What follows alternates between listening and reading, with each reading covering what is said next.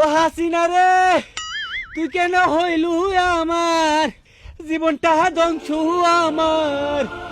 মোদিজি, বর্ডারে বাংলাদেশের সাথে খুব বার বেড়েছে। আমাদের বিএসএফ সদস্যকে ধরে নিয়ে কলাগাছির সাথে বেঁধে রেখেছে। কি বলিস?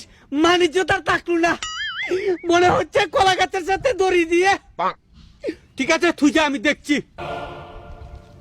মোদিজি, আমি আগেই তো বলেছিলাম এই বাংলাদেশ অ্যাটাক করে বাংলাদেশ দখল করে নেই। সাতচুনি, তুই কথা বলিস নে, তোর কথা আমার কাছে বিষের মতো লাগে। এত বুঝিস তে ক্ষমতা ছেড়ে আমার কাছে পালিয়ে আসলু কে?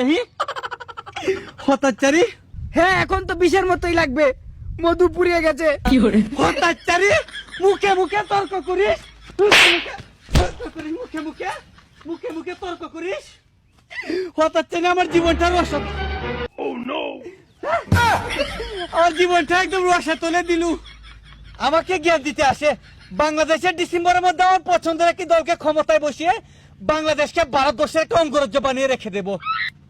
এটা বুঝে না সামরিক অভিযান চালাও। হতাচানি, সাতচুন্নি।